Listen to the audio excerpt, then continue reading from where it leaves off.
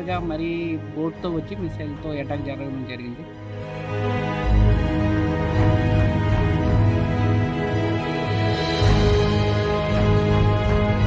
ప్రతిరోజు వందల కొద్ది మిసైల్ మీద నుండి వెళ్తుంది.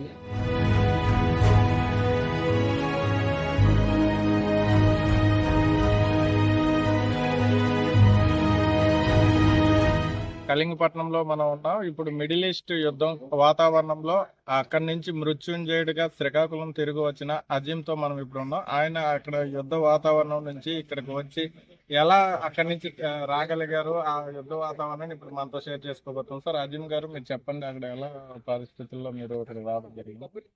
అది చాలా అదృష్టం అండి మాకు. ఎందుకంటే మిసైల్తో అటాక్ జరిగింది. ఇరాక్ యాంకరేజ్లో ఉన్నాం మేము. ఇరాక్ యాంకరేజ్లో ఉన్న తర్వాత అది యూఎస్ బేస్ షిప్ కనుక, ప్లస్ అది యూఎస్ ఫ్లాగ్, కార్గో కూడా యూఎస్ది. దానివల్ల లోడింగ్ అని వెళ్ళాం. 23గా హార్మస్ క్రాస్ అయిపోయాం. హార్మస్ క్రాస్ అయిన తర్వాత 26కి చేరుకున్నాం ఇరాక్ యాంకరేజ్లో ఉన్నాం. లోడింగ్ డిలే అయింది, 26కి అవ్వాల్సింది. దాని తర్వాత డిలే అలాగా వార్ స్టార్ట్ అయిపోయింది. తర్వాత యాంకరేజ్లో ఉన్నాము. పర్టికులర్గా మరీ బోట్తో వచ్చి మిసైల్తో అటాక్ జరగడం జరిగింది. అదృష్టవశాత్తు ఎవరికి క్రూకి ఏమి జరగలేదు. ఈ అటాక్ జరిగేటప్పుడు మీరు ఎంతమంది క్రూ ఉన్నారు? 23 పర్సన్స్ ఉన్నాం. 23 మిక్స్ క్రూ అనమాట. ఫిలిపినో క్రూ ప్లస్ అంగోలన్స్, ఇండియన్స్ ఉన్నాం మిక్స్. ఈ అటాక్ అయిన తర్వాత మీరు ఎవరికి ఇన్ఫార్మ్ చేశారు, లేకపోతే అక్కడి నుంచి ఎలా బయటికి రాగలిగారండి? అది అటాక్ అయిన తర్వాత కోస్టల్ మాది మొత్తం షిప్పింగ్ ఇండస్ట్రీ, మాకు ఐటీఎఫ్కి అన్నిటికీ ఇన్ఫార్మ్ చేయడం జరిగింది. మా కంపెనీకి, డిపిఎల్కి ప్లస్ మా యూనియన్కి అందరికీ ఇన్ఫార్మ్ చేయడం జరిగింది.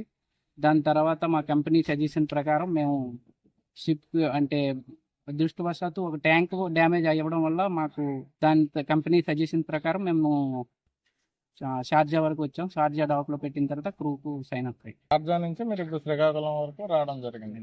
ఈ లోపు మీరు అక్కడ 3 రోజుల పాటు ఈ యుద్ధ వాతావరణం చూశారు. ఇప్పుడు ఆ భయానక పరిస్థితి ఎలా ఉంది? ఈ చెప్పలను దాడని, ఈ డ్రోన్ దాడులని, ఇవన్నీ వింటున్నాం, వస్తున్నాం, మేము న్యూస్ లో కూడా చూస్తున్నాం. మీరు ప్రత్యక్షంగా చూసారు కదా, అసలు ఎలా? ప్రత్యక్షంగా అంటే ప్రతిరోజు వందల కొద్ది మిసైల్ మీద నుండి వెళ్తుంది. అంటే అక్కడ ఏం చెప్పలేమన్నమాట. రోజుకి వందలు వెళ్ళిపోతుంది ఇటు నుంచి అటు నుంచి. మీరు ఇంటి దగ్గర మీ పేరెంట్స్ మాట్లాడడం జరిగారా? ఈ యుద్ధం గురించి ఏమైనా చెప్తారు? మీరు అక్కడ ఉన్నాము, భయపడే విషయాలు అని చెప్పారా, లేకపోతే దాచారా? మేము లేదు, దాచేయడం ఏం లేదు. మేము ఎప్పుడైతే అటాక్ జరిగిందో వితిన్ సెక్షన్స్ మాకు వైఫై ఫెసిలిటీ ఉండబట్టి 24 hours మేము ఇన్ఫార్మ్ చేయడం జరిగింది. ఎందుకంటే మాకు సిచ్యువేషన్ తెలియదు, నెక్స్ట్ ఏమవుతుందో ఏదో తెలియదు. అట్లీస్ట్ ఇంటికైనా ఇన్ఫార్మ్ చేసిన తర్వాత కాంటాక్ట్ ఉండదు, ఏముండదు. ఏమైనా జరిగి ఉంటే మాకు సేఫ్ సైడ్కి ఎక్కడికి వెళ్ళి ఉంటే మొబైల్స్ ఏమి ఉండవు కదా.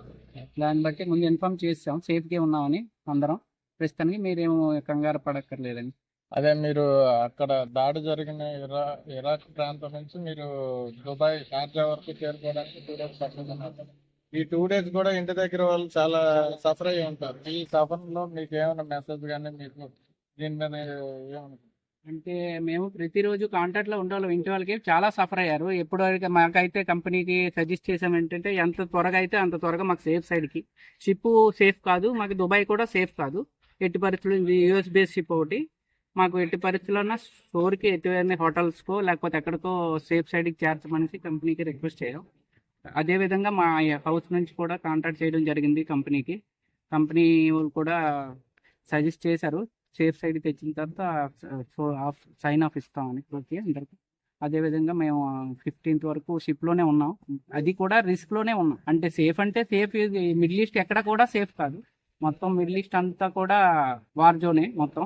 ఎందుకంటే వాళ్ళు ఒక కంట్రీ అని చేయట్లేదు, ప్రతి కంట్రీకి కొడుతున్నారని. దాన్ని బట్టి మేము ఇక్కడికి సేఫ్ సైడ్ అంటే చెప్పలేము. సేఫ్ అంటే వచ్చినంత వరకు సేఫ్ కాదు. ఎయిర్పోర్ట్కి వెళ్ళిన తర్వాత కూడా మాకు ఆఫ్టర్నూన్ ఫ్లైట్. మొన్న మార్నింగ్ దుబాయ్ ఎయిర్పోర్ట్లో కూడా 5 o'clockకి మళ్ళీ బాంబ్ వేయడం జరిగింది ఎయిర్పోర్ట్లో. మళ్ళీ క్లోజ్ అయిపోయింది ఎయిర్పోర్ట్. మళ్ళీ ఆఫ్టర్నూన్ మళ్ళీ ఓపెన్ అయింది. మొత్తానికి రిస్క్ చేసి మరి ఇంటికి చేరినంత వరకు మాకు. ఈ యుద్ధం అంతా చూసిన తర్వాత దీని గురించి అసలు ఇంటి దగ్గర ఏమంటున్నారు? మీరు వెళ్ళే ఆలోచన ఉన్నారా, లేకపోతే ఏంటంటే? ఇంటి దగ్గర అంటే సీమెన్ ఉద్యోగం ఫస్ట్ ఇంటికి వచ్చేసిన తర్వాత, ఇంటికి వచ్చేయండి ముందు, తర్వాత చూసుకుని సీమెన్ ఉద్యోగం వద్దు అని అంటున్నారు ఇప్పుడు. అది ఇప్పుడు మనం విన్నాం కదా, అజీం గారి మాటల్లో ఈ గల్ఫ్ మిడిల్ ఈస్ట్ లో జరుగుతున్న ఈ యుద్ధం భయానకర పరిస్థితుల్లో ఆయన యొక్క షిప్ అటాక్ జరగడం, అక్కడి నుంచి వారు సేఫ్ గా ప్రయాణం చేసి ఇండియాకు చేరుకున్నంత వరకు ప్రాణాలు గుప్పెట్లో పెట్టుకొని రావాల్సి వచ్చిందని కూడా తెలియజేశారు. ఇంత భయంకర పరిస్థితుల్లో కూడా అధిగమించి ఈ శ్రీకాకుళం చేరుకోవడం, మృత్యుంజయుడిగా అజీం గారు శ్రీకాకుళం తన ఫ్యామిలీని కలుసుకొని ఇప్పుడు హ్యాపీగా ఉన్నారు. నేను మీ Rajashekar, news 18 signing off, Srikakulam.